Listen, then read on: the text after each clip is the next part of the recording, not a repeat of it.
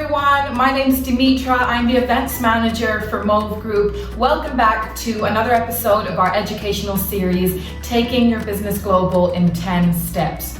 Through the course of this series, we have begun to build a global expansion plan that will allow organizations of any size to take their business to an international market. Now, global expansion need not be reserved for large corporates. With the right support and guidance, it can be the realm of SMEs as well. This week, I'm going to guide you through building a strategy and timescale plan to help you set a flexible roadmap of measurable actions for your global expansion. So this is step 4 of our 10-step series, Establish Your Actions and Timescales. The very tenacious nature of global business means that we want to be everywhere and we want it to happen yesterday. However, a global expansion without a clear action and timing plan is a recipe for escalating costs, unmanageable workloads, and general inefficiency. The timescales of your overseas setup will vary depending on the location and the route you choose to take. With the knowledge of your target country that you gained in step 3 and the knowledge of your business and industry that you gained in steps 1 and 2, try to plot every action you need to take to get there, however minute the detail might be. With actions in place, you can then make estimations of timings for each of these actions. Estimations are fine as long as they're educated and contingencies are factored in for potential timeframe increases.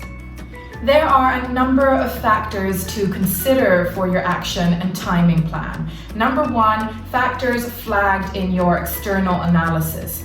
Look back at the research you did in steps 1, 2, and 3, and with this research in mind, start to map your timeframes.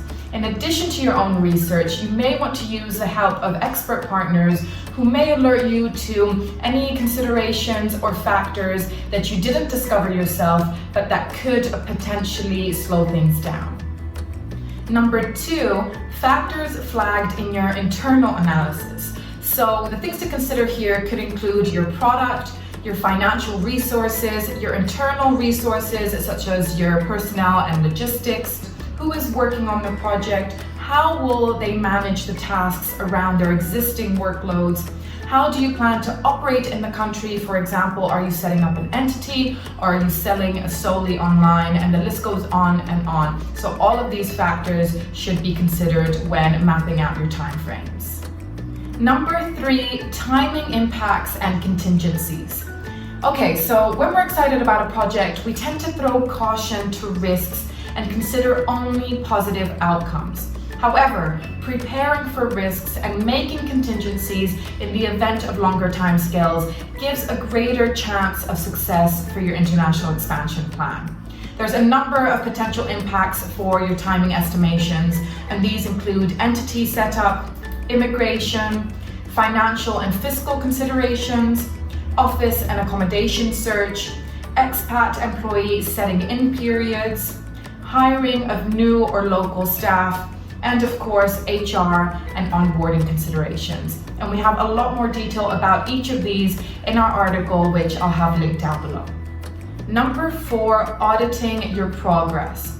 Your strategy of actions will almost certainly, or rather they should, evolve and change as you go through the process. Therefore, at each key stage in the process, allow time to reflect and evaluate to make sure that you're doing things in the right way. And if you're not, then allow space in your time frame to learn from any missteps. Finally, number 5, further planning and strategy. Now, it may seem odd to plan for planning, but constant re-strategizing and future thinking should be factored into the long-term projects of any successful organization. So let's recap. In step 1, you acquainted yourself with the current health of your business in its existing marketplace. In step 2, you established your aims and strategy for global expansion. In step 3, you got to know your country of expansion and the local marketplace. And today, in step 4, you built a strategy and timescale plan to help you set a flexible roadmap of measurable actions for your global expansion.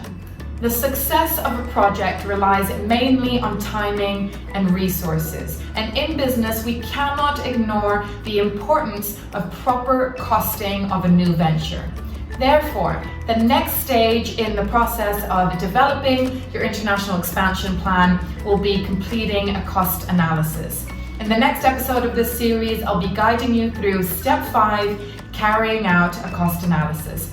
Thank you all for watching. Make sure to check out our article, which will be linked down below. There's a lot more information about what we spoke about today. Until next time, take care and stay safe.